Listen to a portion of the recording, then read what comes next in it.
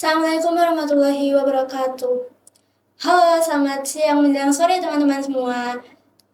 Di sini kita kembali lagi bersama Kastiar, podcast Syiar, ngobrol santai bareng Syiar Nuansa. Oke, semuanya aku mau nanya nih teman-teman, gimana nih kabarnya? Harapannya semoga teman-teman selalu berada dalam kesehatan dan selalu berada dalam lindungan Allah Subhanahu wa Ta'ala. Amin, amin ya robbal alamin. Oh iya, sebelumnya aku mau ngucapin selamat buat teman-teman semua akhirnya bisa masuk ke dalam jenjang selanjutnya nih, yaitu semester ganjil tahun ini. Setelah melewati rangkaian semester genap kemarin yang mungkin agak-agak kurang ini ya, kita bisa lebih semangat lagi untuk menuntaskan di semester ganjil ini gitu ya. Oke. Nah, di sini akhirnya Kastiar kembali hadir bersama teman-teman semua untuk melengkapi kegiatan teman-teman semua, di mana di sini kita berada di studio e-learning SV Sekolah Vokasi, di mana di sini adalah Kastiar volume pertama di tahun 2023 ini. Untuk tema yang akan kita bahas pada hari ini, pastinya nggak kalah menarik dan nggak kalah seru nih teman-teman. Mau tahu nggak apa itu temanya? Nah, di sini tema yang akan kita bahas adalah terkait perhiasan yang terbaik bagi seorang wanita itu adalah dari rasa malunya. Oke, sebelumnya aku opening dulu nih. Sebagaimana yang aku baca dari suatu hadis nih, dari Abu Hurairah berkata bahwa Rasulullah SAW itu bersabda, begini bunyinya. Iman itu ada 70 atau 60 cabang, di mana cabang paling tertinggi dan yang paling utama itu adalah dari ucapan La ilaha illallah, dan cabang yang paling terendah itu adalah terkait bagaimana kita membantu untuk menyingkirkan suatu gangguan yang ada di jalan. Dan sifat malu itu adalah salah satu cabang bagi iman. Gitu. Nah, itu merupakan hadis riwayat dari Muslim dalam kitab Iman. Oh iya, berdasarkan hadis tersebut nih teman-teman, kita ketahui bahwa rasa malu itu sangat bergantung pada iman kita nih. Dimana jika kita dapatkan bahwa tidak ada rasa malu dalam diri seseorang, maka perlunya suatu peningkatan lagi untuk keimanan seseorang tersebut. Gitu. Karena yang kita tahu tadi bahwa rasa malu adalah sebagian dari iman. Jika rasa malu itu tidak ada pada diri kita sebagai umat muslim-muslimah, maka kita harus menaruh rasa malu itu untuk menyempurnakan iman kita. Oh iya, di sini dengan saya Atikah Mutmainah dari Departemen Anissa Nuansa 2023 akan membersamai teman-teman nih pada Kastiar volume 1 di hari ini. Tak lupa kita dibersamai dengan Kak Ishkarima Java dari Sekolah Vokasi tahun 2019. Kita sapa dulu ya Kak Ishkarima Javanya. Assalamualaikum Kak Ishkarima, gimana nih kabarnya? Waalaikumsalam. Alhamdulillah kabarnya sejauh ini sehat walafiat. Alhamdulillah. Lagi sibuk apa nih Kak dekat-dekat ini? Untuk akhir-akhir ini mungkin lebih banyak sibuk ke penyusunan tugas akhir ya. Oke. Selanjutnya nih, berhubung kita sudah bersama dengan Kak Ishkarima Java, mungkin kita langsung aja ya terus ke bahas terkait tema kita hari ini. Oke Kak, tadi kan waktu sebelumnya aku sempat singgung terkait hadis yang dimana mengatakan bahwa ternyata sifat malu itu adalah sebagian dari iman.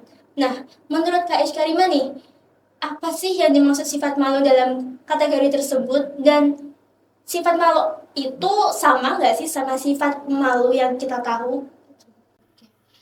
Untuk sebelumnya kita harus menelisik dulu ya.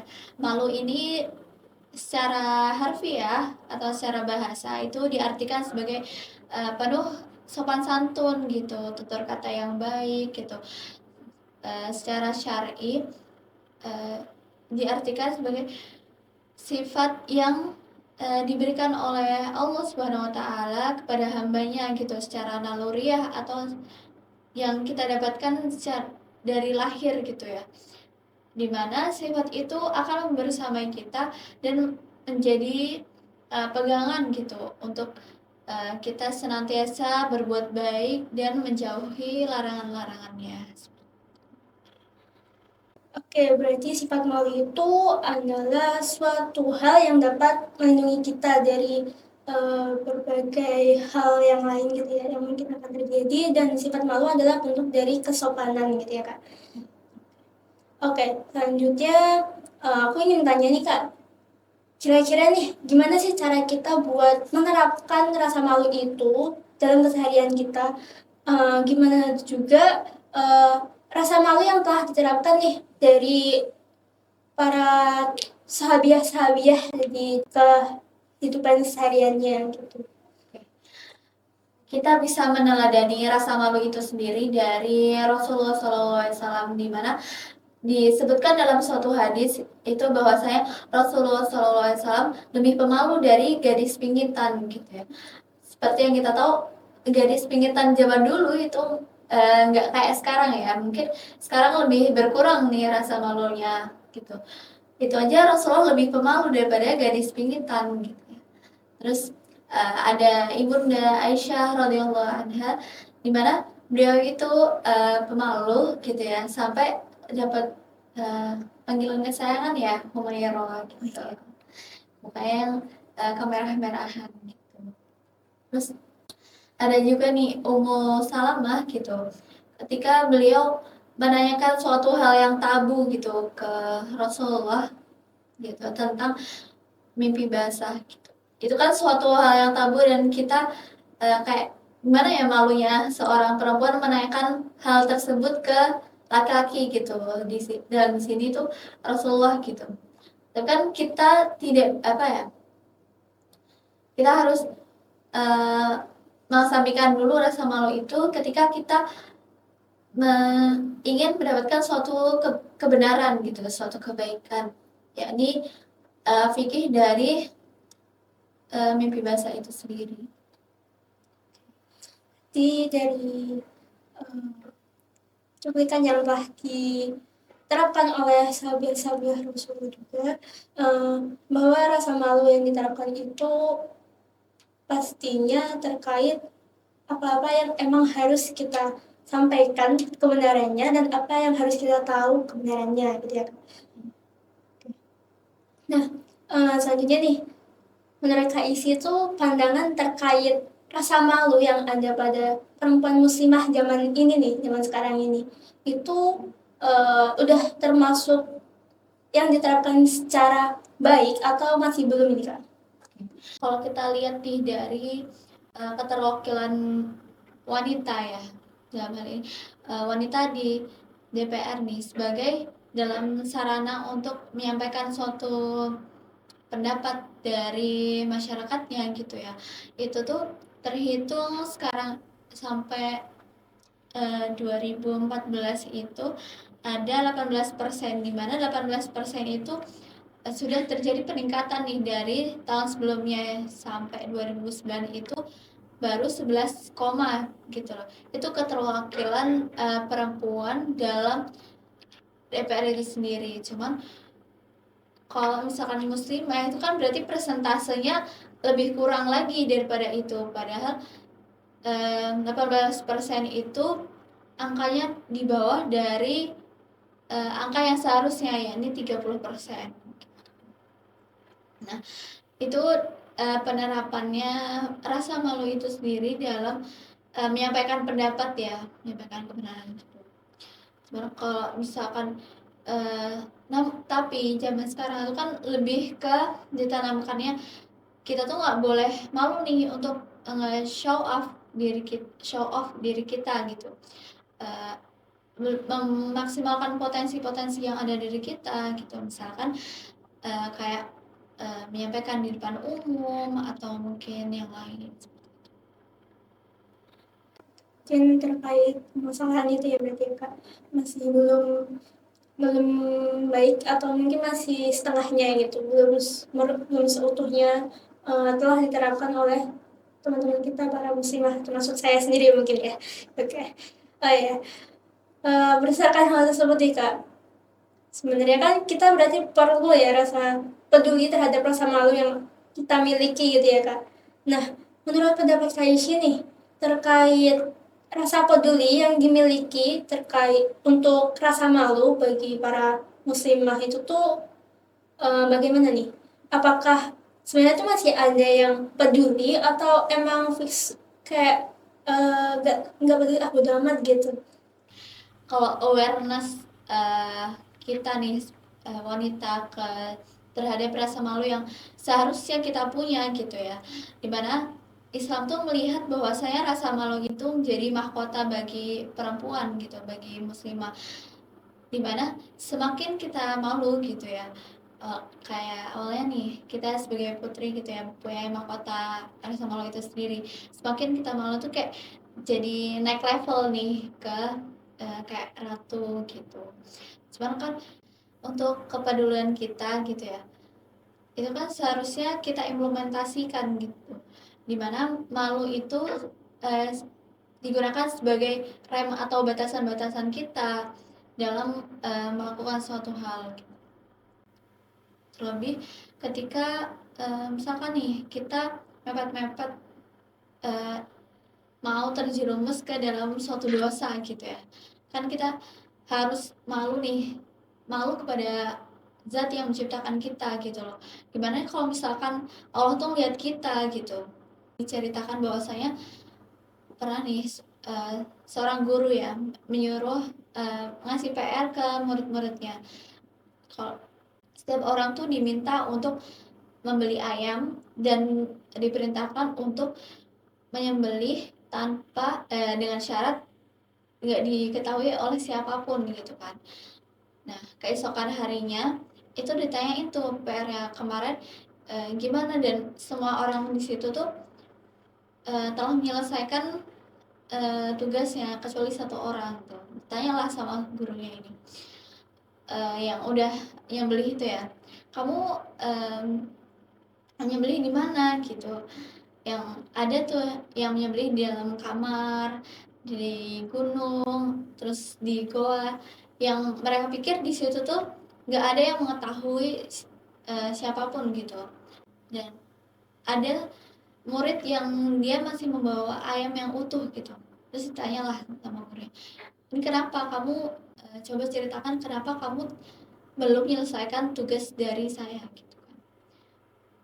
Dan akhirnya murid ini menjelaskan bahwasanya dia tuh udah berusaha nih mencari tempat-tempat yang dirasa nggak ada siapapun yang tahu, tapi kan Allah tuh ada di mana saja gitu loh, ngelihat kita misalkan uh, mau di kamar, mau di gunung, mau di goa, ya Allah tetap bisa ngelihat kita gitu loh. Jadi itu sebagai awareness kita ya untuk apa namanya, memiliki rasa malu itu sendiri gitu. Malu untuk dilihat oleh Allah, malu berbuat dosa seperti itu. Jadi sebenarnya itu masih ada gitu ya Kak terkait rasa peduli untuk malu, rasa malu yang kita miliki gitu ya. Oke. Mungkin gini nih Kak, terkait apa-apa permasalahan yang tadi telah disampaikan nih terkait minimnya ini terlalu menumpuknya rasa malu terkait untuk menyampaikan pendapat, terus apapun itu, gimana sih cara kita biar kita bisa meninggalkan rasa malu tersebut gitu nah. Di antara alasan pudarnya rasa malu itu sendiri, yang pertama adalah kebodohan ya. Maksudnya kita nggak tahu nih kalau suatu perkara itu ternyata dosa, jadi kita nggak mau melakukan hal itu gitu. Jadi solusinya dari permasalahan itu adalah kita sering-seringlah mendatangi kajian-kajian keilmuan gitu. Dalam hal ini adalah pemahaman agama kita, yaitu agama Islam gitu ya.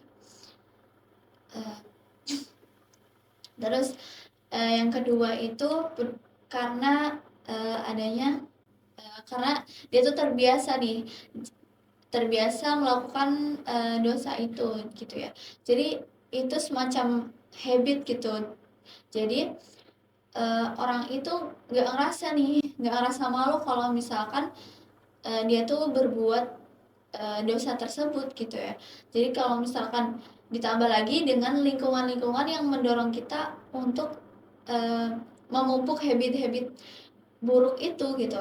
Misalkan di lingkungan pergaulan kita sering ngomong gibah atau mungkin sering berkata kasar gitu kan, kita semakin lama kayak ya udah nggak malu aja untuk ngomong kasar, nggak malu aja untuk gibah gitu loh.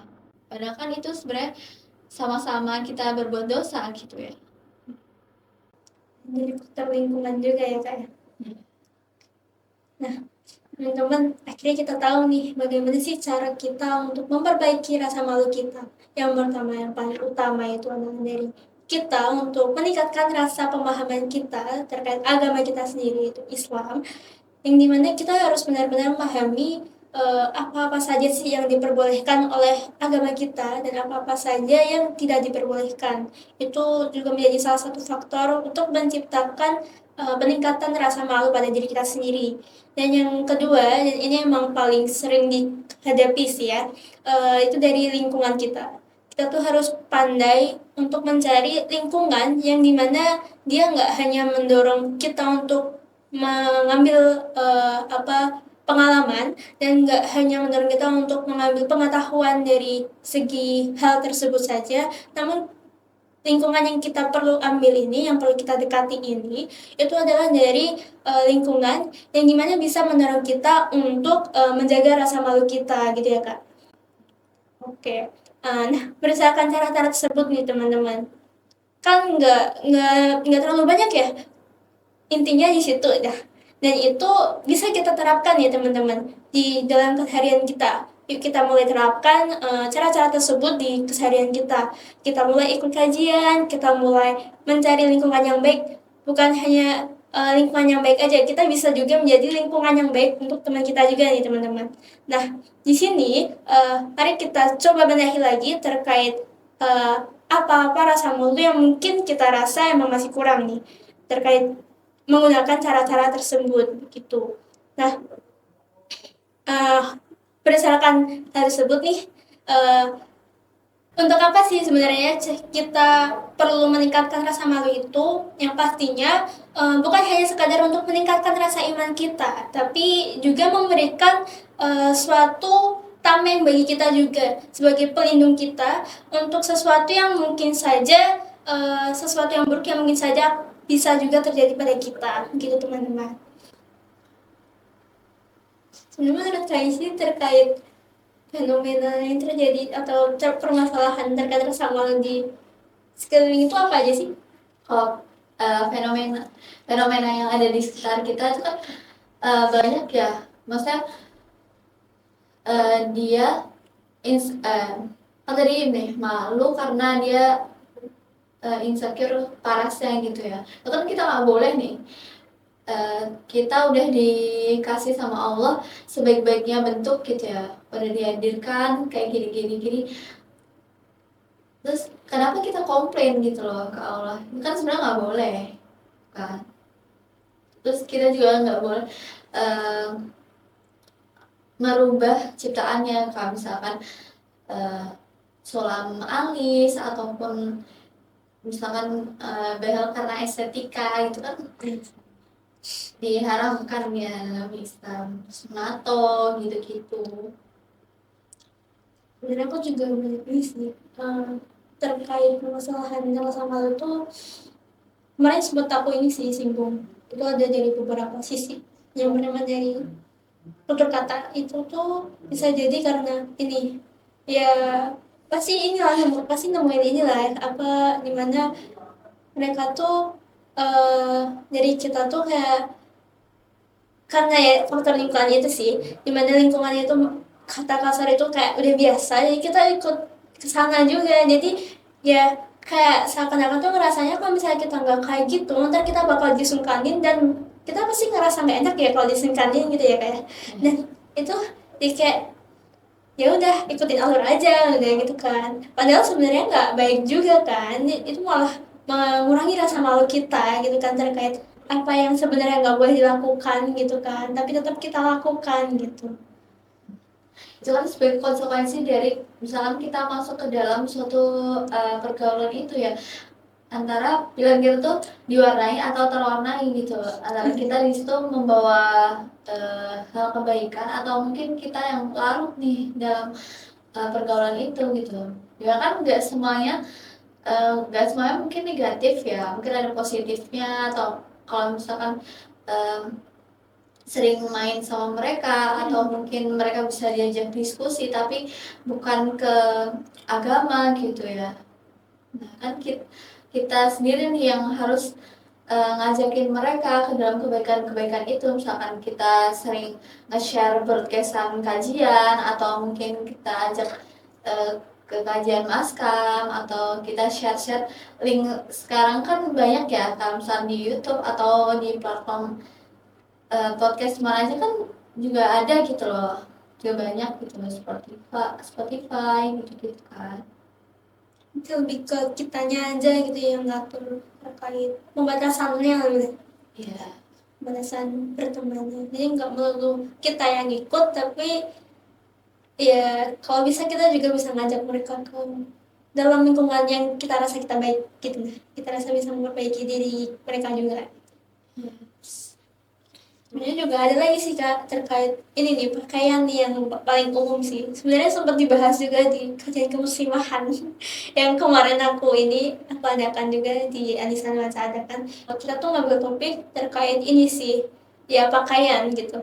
Dimana yang sekarang itu ya kita, terutama ya yang dalam konteks ini muslimah ya, itu lebih mementingkan kayak fashionable-nya gitu. Nah, jadi kayak ya apa yang mereka lihat dan apa yang mereka lihat itu keren dan emang ini ngikutin zaman gitu tuh mereka mereka lakukan juga gitu. Misal mereka ngeliat nih, sebenarnya kan sebenarnya nggak masalah sih kalau emang mereka ngerasa masih menutup aurat, cuman kalau orang lain ngeliat agak kurang muslim gitu kan juga kurang ya. Misalnya nih, pakai baju pendek yang oversize gitu kan masih ada dalamnya ya, yang dimana tuh kadang ada beberapa yang dimana makanya dalam pakai baju dalamnya tuh kalau selangkah pendeknya agak ketat gitu ya. Nah terus ada juga yang dimana mereka memakai celana yang dimana tuh emang lepas gitu kan, juga nggak baik juga kan ya. Padahal ya sebenarnya mereka juga ngerasa kita sudah mencoba untuk menutup, cuman dengan mengikuti tren yang saat itu juga gitu kan. Soalnya kan kalau sekarang tuh lebih banyak preferensi ya. Kita bisa nih fashionable tapi tetap syar'i gitu. Itu kan banyak ya. Kayak misalkan Sharon Sungkar atau mungkin sama kayak Zaskia Sungkar, dan banyak nih influencer apa namanya yang berpakaian syar'i juga fashionable gitu loh. Itu kan bukan syar'i itu bukan batasan kita sebagai, tapi kan dilihat sebagai orang-orang yang kuno kolot gitu-gitu kan. Maksudnya kok kalau dia tuh nggak banget deh gitu. Cuma kan semakin berkembangnya zaman kan banyak nih juga inovasi yang diberikan oleh para desainer itu gitu loh, dan mereka tuh juga ngikut ke marketnya gitu loh, untuk ke kita gimana awareness kita terhadap fashion syari itu sendiri gitu. Tapi memang paling susah sih kayaknya di situ, karena ya itu kita mikirnya pengen ikutin tren yang nggak mau dibilang kuno gitu nah, jadi ya disingkiran sedikit rasa malunya. Nah itu kita perlu menanamkan rasa malu itu ya. Sedangkan udah jelas-jelas nih, inna mimma adrakan nas min kalamin nubuwatil ula faida alam tasai fasna masyita gitu loh. Dan dari zaman dulu pun diajarkan bahwasanya kita tuh menanamkan rasa malu gitu loh. Faida alam tasai fasna masyita, karena itu tuh maknanya ada dua nih. Yang pertama uh, itu sebagai berita jika maka ya, kalau misalkan dia uh, kalau misalkan dia uh, nggak punya rasa malu, dia akan bersikap semaunya gitu ya. Jika misalkan semaunya dan tanpa rasa malu kayak binatang gitu loh. Jadi yang makna kedua itu sebagai ancaman, kalau misal kalau kamu nggak punya rasa malu ya terserah gitu, maksudnya ya berbalas semaumu. Cuma kan itu maknanya sebagai ancaman kalau misalkan kayak kita nih, perempuan dilarang sama mama kita gitu ya untuk keluar malam, cuma kita mendesak-desak terus ibu kita ngomong ya udah terserah deh gitu kan. Itu sebenarnya bukan suatu perintah yang sebenarnya gitu, kayak bukan perintah untuk terserah kita, cuma kan itu sebagai suatu ancaman gitu. Kalau misalkan kamu beneran uh, pulang malam nih, ya berarti kan ada konsekuensinya dari ibu kita gitu kan. Ini sih Kak, kayaknya lebih ke gimana sih nanggepin, kan ada malu, ada sifat malu ya, sifat pemalu ya, sifat malu sama sifat pemalu, yang dimana sebenarnya tuh nggak tahu ya aku masuknya pemalu apa malu-maluin gitu.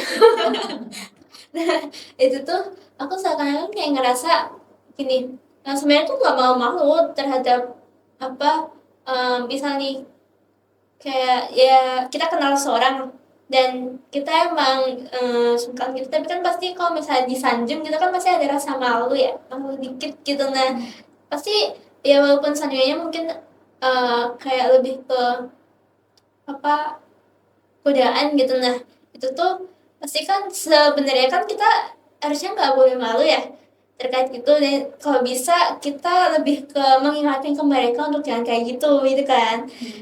Itu bisa aja bikin sesuatu yang orang-orang tuh mikirnya kurang baik juga kan gitu.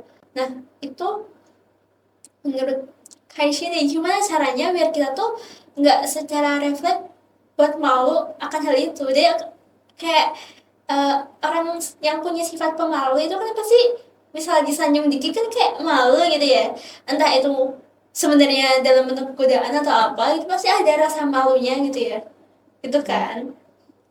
Terus kita balik lagi ya tadi ke arti rasa malu itu sendiri gitu.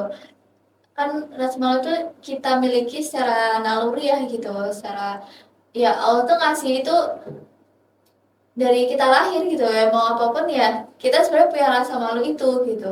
Dan kan gimana sih kita manage rasa malu itu dan ditempatkan ke hal-hal yang baik gitu kan.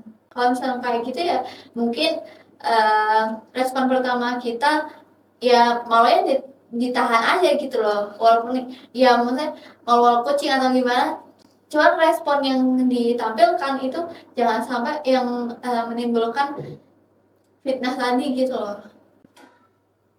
Iya sih bener. Tapi emang agak susah sih. Mungkin aku masuknya sifat pemalu ya. Oke. Nah, ternyata Kak, pertanyaan kita sudah selesai nih Kak. Nah, harapannya semoga teman-teman semua bisa mengambil manfaat dari segala pembahasan kita pada hari ini ya Kak ya. Dan sebelumnya semoga dengan pembahasan kita pada hari ini nih teman-teman, kita bisa memperdalam lagi terkait ilmu agama kita, meningkatkan rasa malu kita sehingga kita bisa meningkatkan lagi rasa iman kita gitu ya teman-teman. Oke, sebelumnya aku ucapkan terima kasih nih kepada Kak Iskari Majafa karena telah bersama kita dalam agenda kita yaitu Kastiar volume pertama di hari ini ya, di siang hari ini. Oke, nah untuk sesi terakhir ini teman-teman setelah ini Kastiar itu mengadakan suatu kuis yang dimana untuk kalau teman-teman bisa menjawab itu akan di post di suatu nuansa yaitu Instagram nuansanya sendiri, dimana nanti teman-teman bisa langsung menjawab di story Instagram nuansa gitu teman-teman. Nah mungkin untuk sesi Kastiar volume 1 pada hari ini aku cukupkan ya. Saya selaku Atika Mutmainah selaku moderator pada Kastiar volume 1 ini mengucapkan terima kasih pada teman-teman yang bersedia untuk meramaikan Kastiar kita di hari ini. Sebelumnya ucapkan terima kasih lagi. Sampai ketemu di Kastiar volume selanjutnya. See you. Wassalamualaikum warahmatullahi wabarakatuh.